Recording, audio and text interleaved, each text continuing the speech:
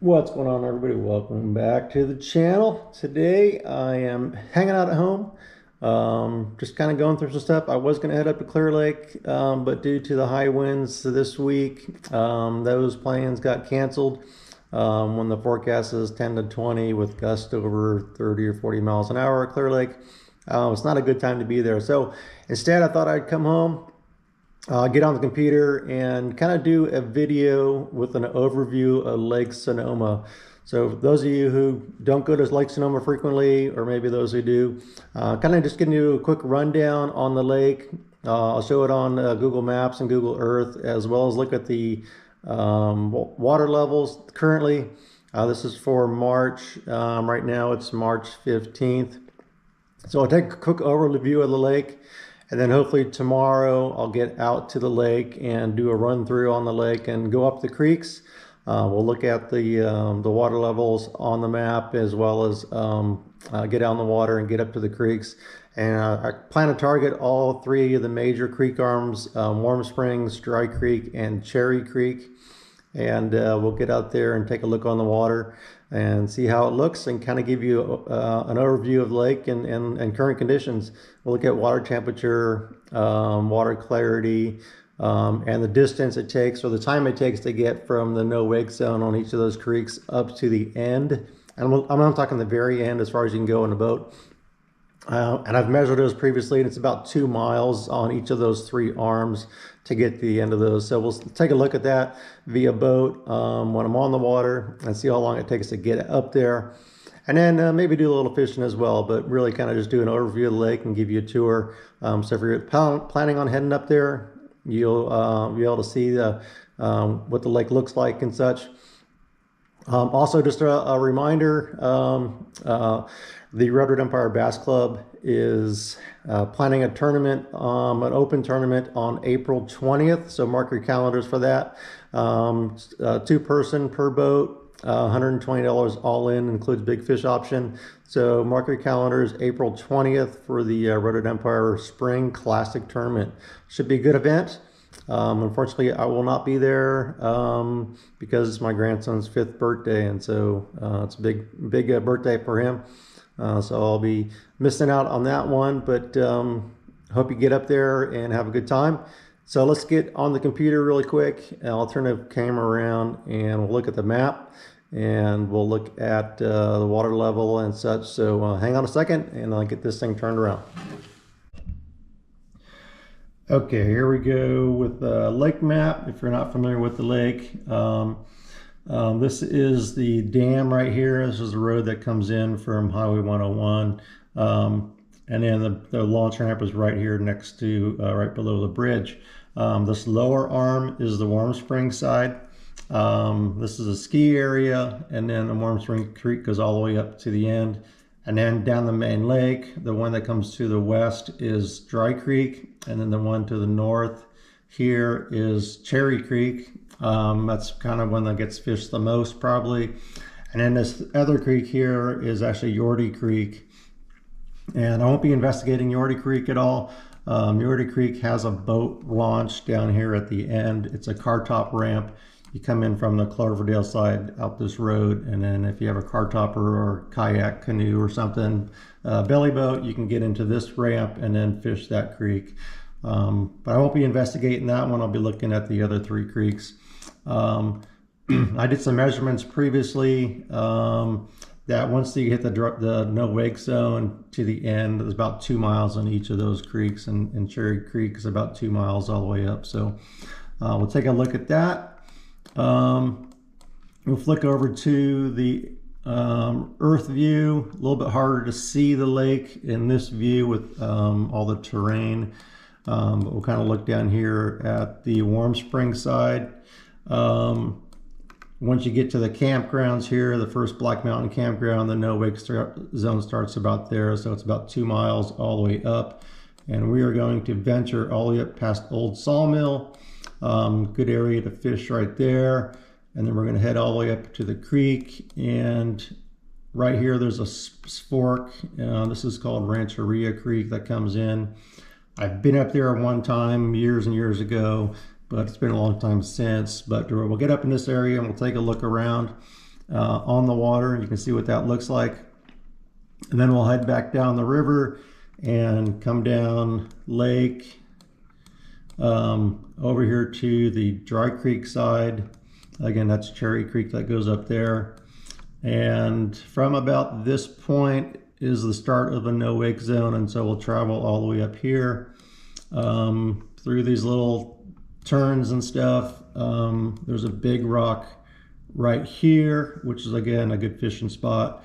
So we'll see that on the lake, and then we'll continue all the way up the river, up into this area. Start to see some big boulders right here, and this really big giant boulder. We'll try and take a look at that on the water. We'll probably be on the trolling motor from this area up because it does get shallow, but we'll take a look at that on the water. So remember that big rock, and when I get on the lake tomorrow, you can see that. And then lastly, Cherry Creek. We come up here from this point is no wake all the way up. I consider this kind of center area the main basin. Really good fishing area at times. And then past the two campground areas, and then we'll come all the way up to Skunk Creek, and we'll zoom in here, and this kind of comes up and does a little turn, and we'll try and get up into this area as well and take a look at the water level and conditions up in that area. So that's kind of the plan. That's a quick overview of the lake. One of the things to keep in mind is on the Google Maps regular, it just says imagery 2024. It doesn't really tell you when that was taken. If I flick over to Google Earth, on this map, this actually has an imagery date down on the bottom. It has the latitude and longitude where your cursor is. But it has the imagery date here, and that's important to know when we look at the lake levels. So this part of the lake, the imagery is from October 6, 2023. And then when we pan down over here to Warm Springs, the imagery date changes to May 16th, 2023. So like I said, that's a really important to look at when we flick over here to the lake level.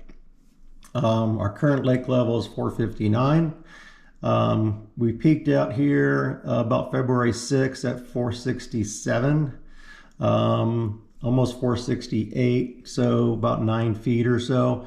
And as we move down here, and then last year, you can see we peaked out here about 470, so a little bit higher than this year's peak.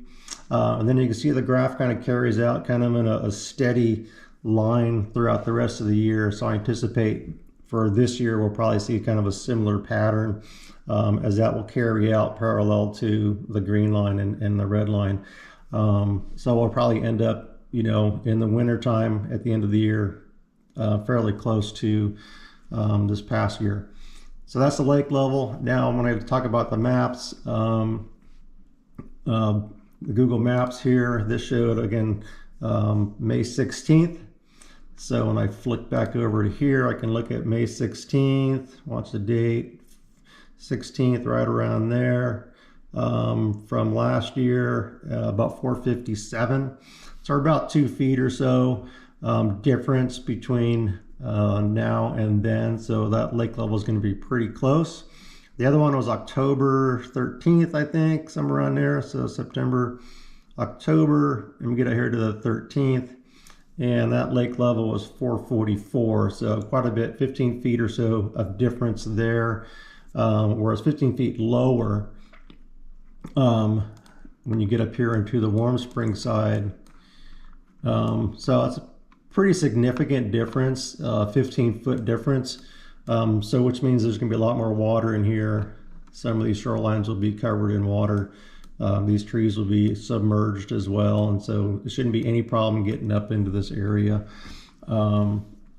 with the lake level as it currently is. So that's something to keep in mind when you're looking at maps, is to keep in mind the time of year and the lake levels in comparison to the imagery date on Google Earth. And you have to use Google Earth in order to get that information.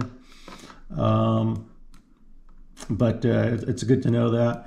So that's kind of a quick overview of Lake Sonoma. And let's see here, we'll flick back over here. So real quick overview of Lake Sonoma. And like I said, we'll look at these areas on the water when we get out there, hopefully tomorrow, and give you the rundown there. Turn around here really quick. All right, so thanks for watching. Stay tuned for part 2. I'll get that posted when I get off the lake. And hope that information is helpful. We're really looking forward to getting out there on the lake, checking out these areas, seeing how long it takes to get from the no wakes area all the way to the end. I'm just going to run that straight and not fish until I get to the end, and then work back a little bit. And hopefully I can get all 3 of those creeks in one day. 20 to 30 minutes up and back. It's quite a bit of time, so that's just, you know, almost 3 hours of just idling on the 3 creeks. So we'll get you that information. We'll get you lake conditions, get you water level, water clarity, water temperature, all that stuff, and see what kind of difference there is in water temperature between the 3 creeks. My experience has been that the Dry Creek arm generally runs colder, 2 or 3, even 4 degrees cooler than the other lakes, the other arms in the springtime. So we'll kind of see how that looks on the water. And that's good to know. If you're looking for warmer water in the springtime, you're probably not going to be heading into the Dry Creek arm because it's going to be quite a bit cooler. But we'll verify that out there and give you that information. So thanks for watching, and stay tuned for part 2, and we'll catch you on the water.